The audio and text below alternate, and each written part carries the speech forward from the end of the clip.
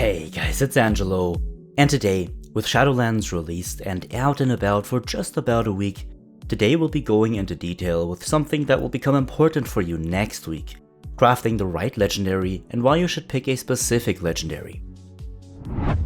In the first week of Shadowlands, we players were not able to gather enough soul ash to actually craft a legendary, but with the dawn of the second week, and therefore the second lockout, we will have the soul ash to do so. Now if you're new to the Shadow Priest and have not watched my guides yet, where I also briefly talk about these topics, then be sure to check out my Shadow Priest guide with the link popping up on your screen now. Apart from that, if you wish to join the discussion with everything Priest or World of Warcraft related, then be sure to join us over on Twitch or on Discord with both links in the description box down below. Alright, with that being said my friends, and without any further ado, let's go right ahead and have a look. Alright, so legendaries are a big part of your progression in Shadowlands.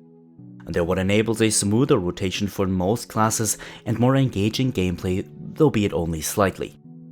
And not all legendaries are on a 100% drop chance, and unfortunately for us Shadow Priests, this factor is relevant as well. Effectively speaking, we have three somewhat competitive legendary options, with only one being the legendary we truly want to be using in every situation. Firstly, we have Talbadar's Stratagem, which drops in Plaguefall and can be already looted. Then we have the Shadowflame Prism, dropping in the other side, also already available. And most importantly, we have the Eternal Call to the Void, by far our best legendary, but with a small catch. This legendary memory drops in Castle Nathria and on the Council of Blood, meaning it's still 2 weeks out of our reach. But what makes the Eternal Call to the Void so good? And should you wait until you have it before crafting any legendary, in order to ensure you can craft it immediately?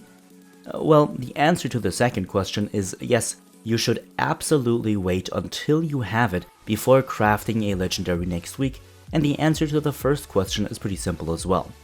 The Eternal Call to the Void provides you with a significant increase of insanity when it procs, while also dealing a decent amount of damage, essentially enabling you to do a multitude of things.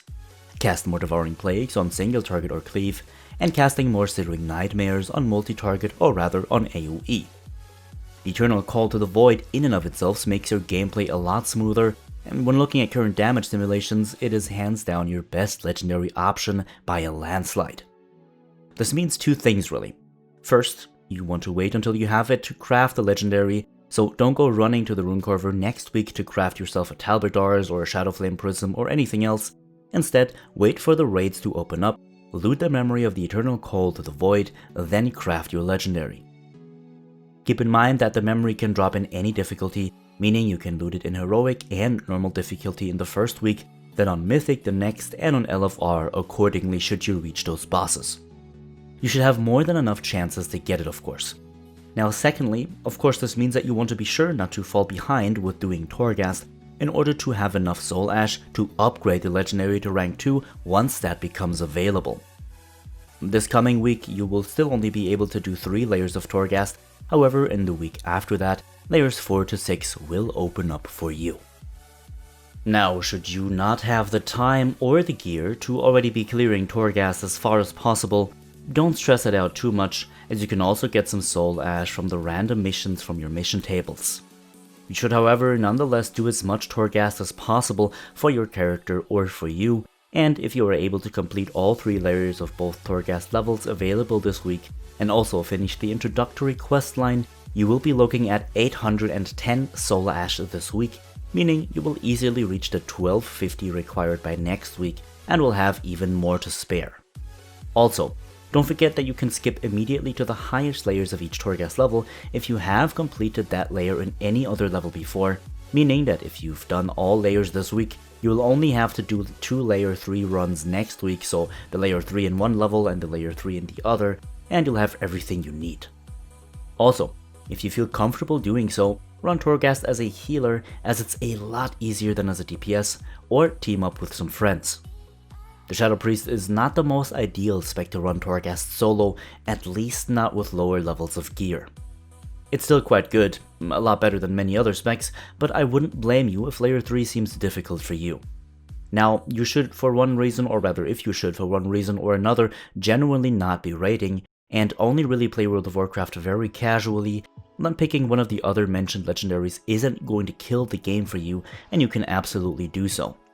Just be aware that you are putting yourself at a disadvantage simply because of how strong the Eternal Call to the Void currently is. If you are raiding, but are scared that Blizzard may nerf it eventually, then waiting even longer than just for raids becomes an option for you as well. We still don't truly know Blizzard's full stance on nerfing legendary effects, and seeing as the Eternal Call to the Void is way stronger than the other options currently, we could either see it being nerfed, or we could see other legendaries being buffed.